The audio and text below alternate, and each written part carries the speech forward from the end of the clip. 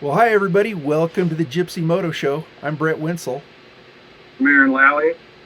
I'm Chip Brock. We got a bunch of fun things to talk about tonight.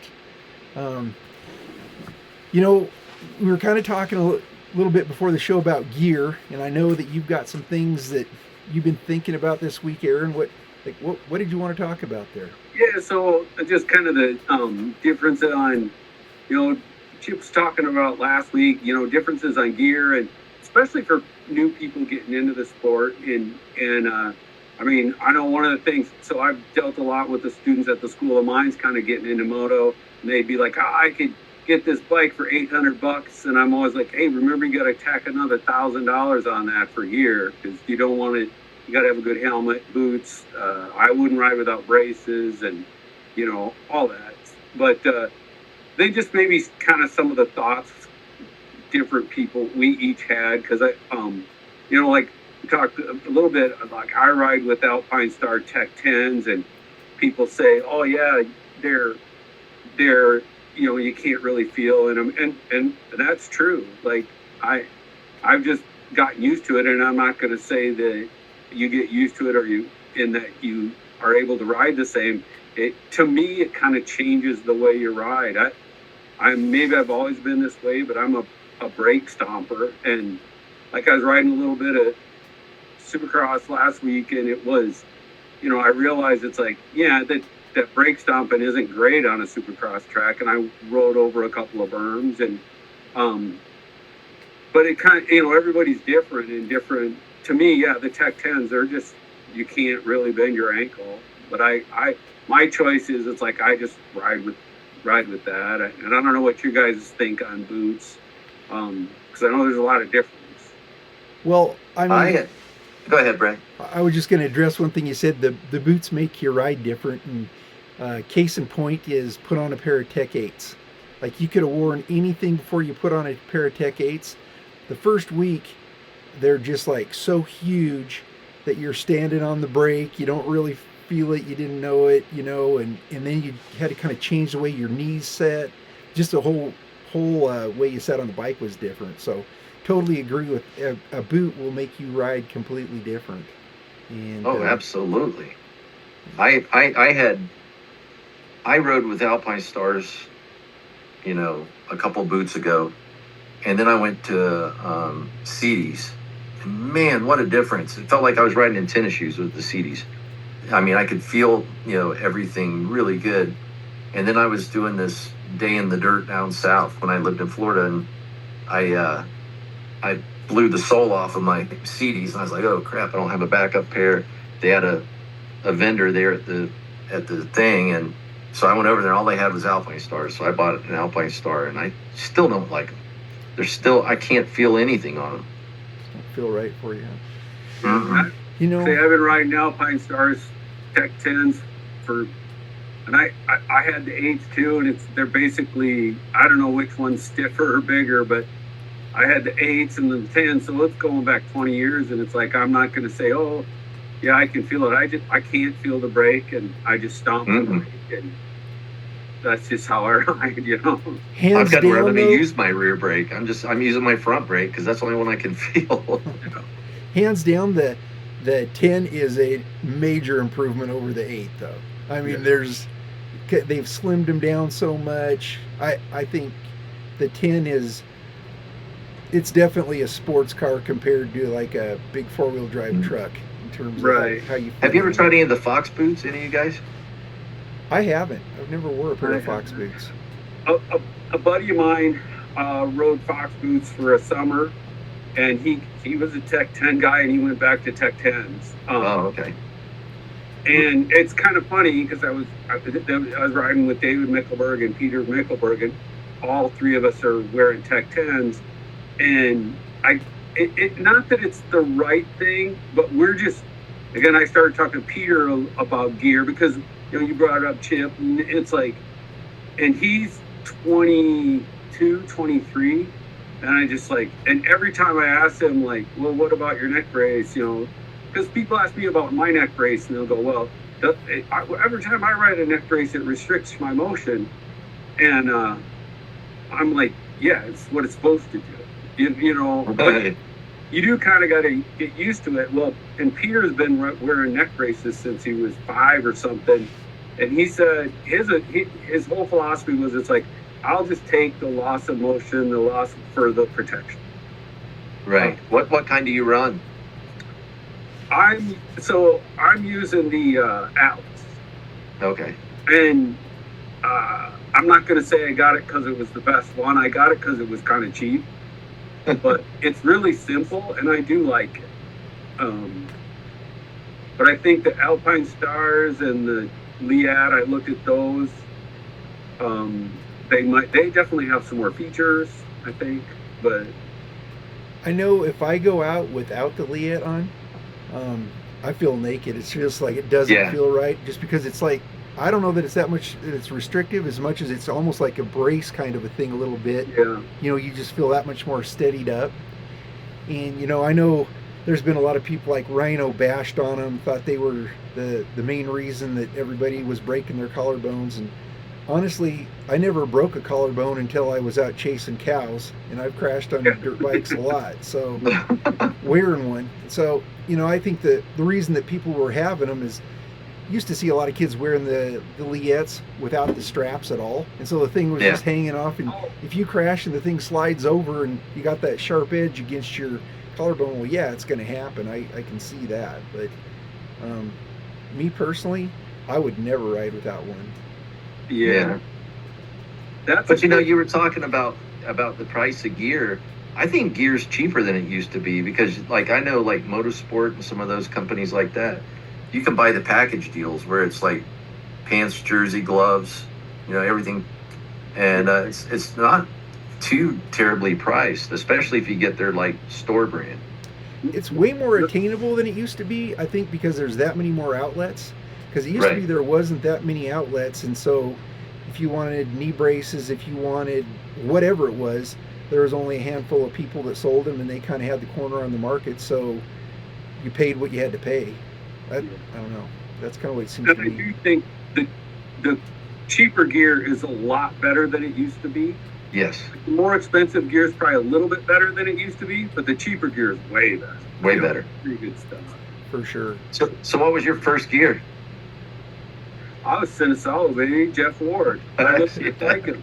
No, that's probably the last time I ever wore a matching kit, because I started getting, well, I shouldn't say that, because like my first pair of boots were Yamaha boots that were like all leather. There was nothing on them that wasn't leather except the buckles, and they were weird. But then when I started getting real gear, I got Cinesalo. But then after that, I'd always just buy whatever's on sale. So I to this day, you'll kind of notice I like Fox gear, but I kind of a mismatch. It's kind of a funny story, because you mentioned buying the kits, or you know, the matching set. And I used to ride with this guy a lot, Todd Christensen. And he was really fun dude to be around. And he came one day and he had just beautiful, all new matching shift gear, I think. And I'm like, dude, you look great. You look almost as good as the Sea Rider. Because you'll notice, like, the Sea Riders almost all have this all new matching kit, you know. And so see, what I always heard is, and in my case, if you go slow, you got to look good. Yeah, everybody can see it. Good, yeah. Everybody's like, look at that guy. Man, I like his helmet though. Well, what was your first kit? Mine was Axo. Oh, actually, I liked Axo gear. Yeah, I was riding a Suzuki at the time, Brett. I had a Suzuki RM250. There you go. 2-stroke, and I wore all blue Axo gear, even the Axo boots, everything. And I think they were pretty much all plastic. I don't think there was any leather on them, but it was a pretty cool kit.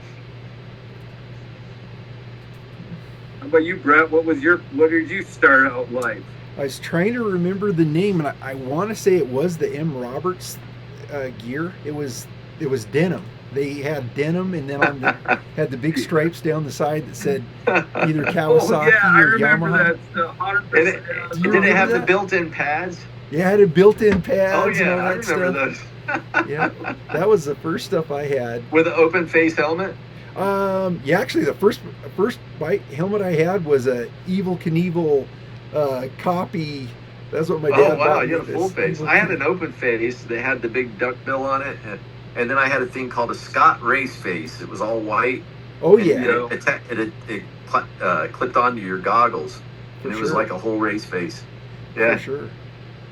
Yeah, that's no. The helmet that I had, it was open face, but was the Evil Knievel, Oh wow. design kind of thing and all that. So all glittery Gorgeous. and stuff. What's that? Gorgeous. Oh yeah, I thought that thing was so cool. Yeah, mine was glitter. Mine was like gold glitter. That was the thing in the '70s, man, for sure. Yeah. Little short bills on them, and then I got rid of that and finally got the long bill. You got the long one. Yeah. They had louvers. Mine had louvers. The louvers, that's right. Oh yeah. Yeah. Those were pretty cool. Yeah. Well, geez. I ended up with a pair of Troy Lee pants, and if you love Troy Lee, no problem. That's fantastic. But Barsha gets such a hard time about wearing these super tight pants. I don't know if you've heard any of this or seen it, and it's like I get it because I get these Troy Lee pants because they were cheap and they look good, and it's like you start riding, they're fine, and 10 minutes in, or they just start stretching out, like stretch pants. I'm like, God, and then now they're so loose after you ride a few minutes, it's like, I can't ride in these Keep things. sliding down. Look like a rapper. There is nothing worse. I hate it. There is absolutely nothing worse than when something like that happens and your pants start coming down, and you got the waist right around the side of your hips. It's just like you can't ride right. Everything. No. Then you're pulling them up, trying to keep them up, and they don't stay up. Oh, I hate that. Dude, I went trail riding, I don't know, a couple weeks ago.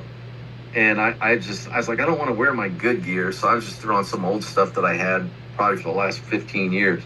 And you wouldn't believe how baggy it is. I mean, the difference, like I wear Alpine Stars now, but I put on this Troy Lee, like you said, and it was so baggy. I looked like a rapper, man. They were like hanging way down and, bagging over the tops of my boots and everything. I was like, God, this feels terrible. Well, that reminds me of back in the days when Bob's Cycles was still a big deal, and you get all those discounts. Remember that? Oh yeah. Well, you're raising kids and stuff, and so Vicky, I love my wife because she gets me great stuff.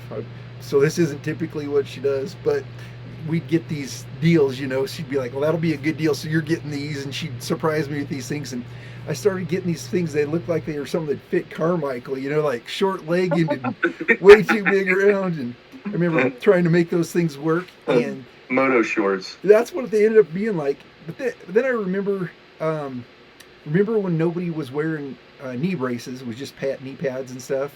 The knee braces first came in. And then you started trying to shove your knee braces inside of pants that don't work with knee braces or weren't designed for them. That is the absolute worst. You can't bend your knee. You get stuck. And I think I got one knee injury just from that because it was so restrictive that I think that's you guys are going to probably yell at me, but I don't wear knee braces. I don't. I know other guys that don't either, but I don't. They was always catching on stuff, and it felt like I couldn't move in them. I don't know. It just felt weird. Yeah. So I just wear knee guards. I don't wear. What kind of knee braces were you wearing? Huh? What kind of knee braces were you wearing when they were catching and stuff? What is it? It's the name a couple of them. Asterisk. Asterisk. There you go. That's the one I wore. Really? And those didn't feel good, huh? It was probably a first generation. It was years ago. I had some, and I didn't like them. And I I think I still have them. I may have them. I don't know. Or I gave them away. I can't remember. But, yep, didn't like them. If I don't ride with them, all I got is bruises all up and down the inside of my legs and knees and stuff. Really? It's just totally feels like almost rub the skin off kind of thing. Really? Wow. Yeah. I used EVOs, and I really liked those at first when they first came out. But then the Asterisks, after having those, it's just like, again, if I don't have those on, because I'll go out like at practice just to check something out sometimes without them on, and it's like, ouch, ouch, ouch, and they're like having extra Yeah. shocks for your legs. The way they, fit inside your boots, they kind of like Uh-huh. elevate your feet off the sole of the boot a little bit, Mm-hmm. and so it's like a little bit more shock there, and then, you know, it's kind of like, for me, it's one of those um, body hardening things or Uh-huh. injury prevention type things that you almost gotta have if you're going to go to that next level. Because if you're going to do the big jumps, it's just like having extra shocks. Yeah, I don't do big jumps. Those days are over. Yeah, and actually, thinking about that, the Acerus is different in that it actually, it's kind of, it's just, it's almost, it's not compressing, but it is full tight on your upper and lower leg. Right. Where, like, I always use pods, and they'll restrict motion, but they don't really compress your leg at all. I don't know. Maybe I need to revisit them. I don't know. But like I'm a fan. But then Landon was always telling me that I needed to get Mobius, and then Chad was saying the same thing, and Chad got me a deal on them, and I'm like, dude, like from Mobius or from Pod to Mobius for me, like that was the first time I got that sort of leg compression where it actually kind of helps over jumps and all that. Like I felt with the pod it was good in a crack. Like, and I went through 3 different sets of pods, but I never really felt that where on like riding all the time it was just sort of helping the strength of my leg. But I do totally with the Mobius, and I think the Acerus is real similar.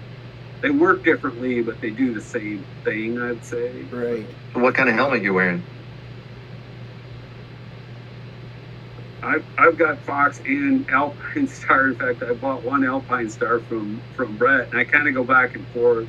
I think the Alpine Star is a little lighter, but right now I got braces, and it Yep. freezes my face too much, and it tears up my. But, That's what I run as an Alpine Star. The one I've got right now, it was funny. I went out to California, and my buddies hooked me up with a bike there, and we went to Paula, and I crashed real hard and knocked myself out. And, I mean, I'd just taken the tags off right before I hit the track. I took the tags off, and then I ate crap and knocked myself out. And I ended up in the emergency room, and the doctor looked at me, and he said, well, you got a concussion, but it could have been a lot worse. He goes, good thing you had a good helmet on. And I was like, yeah, I guess so. It was one of, I think you've got the same helmet, don't you, Brett? The Yeah. Kevlar. Yeah. Right. Yours is black, and I think mine's red. Same. Yeah. Pretty much same thing. I really like those. They just Is it tight on you? Is it tight on your cheeks? Oh, just how it's supposed to be. Not so tight that it's horribly restricted, but tight enough that it's how it's supposed to do its job. Where you can't really talk real good. That kind of thing. Mine's really, because I was told, when you're fitting them, you shouldn't have any side to side movement. And I went to a local shop and tried on a medium because I got a little bitty head. And I went to try out on the medium, and it barely moved. And I was like, man, this is really comfortable, but I don't know. So when I ordered a small, and they run small anyway, don't you think? I should have gotten with the medium, but I didn't want to take the time to send it all back and stuff, so I just rode with it. The Alpine Stars definitely run small. Like if I take like my Shoei helmets and then compare them size to size, they're not even in the same world. I don't know. I always have to go a size up in the Alpine Star to match it anyway. But I kind of wish Climb would make a good moto helmet because they don't. They don't make a helmet that I'd feel comfortable crashing very hard in, but man, are they comfortable, their helmets. Those are. I went to just get one when that homeless guy broke into the clubhouse and stole that Kevin Windham helmet of mine. I needed a spare one, so I went over to the Sturgis Yamaha and started trying them on. And yeah, you're right. Those things are like slippers for your head. Yeah. Or is that like adventure bike helmets or what? Yeah, off-road. And I don't, like, you kind of hear that there's certain tests they don't pass, but beyond that, like when you use them, they just like they just don't seem as they're a little spindly compared to what you'd expect out of a motor. No. Now, see, when I trail ride, I use I think it's an O'Neill. Is what I use for trail riding. It's a really comfortable helmet. Yeah, sure. It's, I think that's one of the things. The more you ride, you kind of just get those things that suit you best. And if you don't have what's your goggle flavor? 100% for sure now. And I would say, yeah. I like the Omega, but I think for me the Racecraft, even though they're not quite as good as supposedly vision-wise, I think they're a little bit bigger. I think you have more peripheral. The Omega, it seems like that lens or the frame is a little bit smaller, so it kind of, for me, shortens down what I think I can see, and so for me, I'd say 100%. What about you, Aaron? So Canyon uses 100%, and they are really good. I mean they're definitely a premium goggle, but they don't fit in my Fox helmets. So I was always a Spy guy because I had Fox goggles, but Fox never really made a premium goggle till the View, and now the View, to me, the Fox View is on par with the 100%, where I don't think Spy's ever really made anything at that level. So I do think if you can use 100%, it's kind of a no-brainer. Like, they're really good. And it seems like anywhere you go, almost every motorcycle shop's going to have tear-offs and lenses. They've done a good job as far as their distribution thing goes. I just bought a set of them. I haven't even used them yet. I'll be using them this season, but I haven't used them. I've been a Scott guy for a while, and then for trail riding, I don't know how I've even found them. I got some Chinese knockoff off of Amazon that has the tinted lens, and man, those things are super comfortable, and they've held up really well, surprisingly. That's what I trail ride in. I have a bunch of guys that I ski with that they basically got the Chinese knockoffs of the Oakleys, because hands down, I think in the skiing world, Oakley's far and above as just far as, there's a lot of good ones, but for me, Oakley just has what I like. They're huge, and the vision's spectacular, and again, the distribution's there, and anyway, but these guys have some of those Chinese knockoffs, and, here's my goggles, $300, theirs are like $15.95 or something. It's like, makes you think, well, maybe there's something to that. So. Yeah, they work great for trail riding. They really do. Trail riding for sure. Is that you have a lot of them, because you're going to leave them all over. And then it's like, oh, this one's dirty. I got to take this one over here. Right. Yeah, I'm anxious to try the 100%, see how those work for me. Because everything I wear, I don't know if it's because I got a big nose or what, but they slide down and then they pinch off my nose, and probably about by the second or third lap, I'm just mouth breathing. Yeah. I'm not even breathing through my nose. Not good.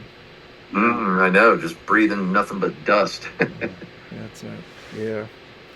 How about chest protectors? I have a Liat. I just got a Liat, and I got a Liat because Jason Safar told me to get a Liat, and it's the best chest protector I've ever had. I'm sorry, mine's not a Liat, mine's an O'Neill. I just thought of that. Oh. Sorry. I'm thinking of going that way too. I'm at a point where I need to get something new, so I've looked at them all, and I'm kind of old school. I like the older ones that had some shoulder protection more, where most of the moto stuff doesn't have that. And I don't know. People say that's because they've had enough like collarbone breaks and stuff, and they think it bothers their collarbone or whatever. I don't know. I like some shoulder protection. What I really want is for Alpine Star to get that air vest with some shoulder protection. I think that'd be the one I'd want to get if they ever finally come up with that. Yeah, so I got the Liat 5.5, and the 4.5 is the same, but it doesn't have the rib protection. Either way, but they got big, really well attached shoulder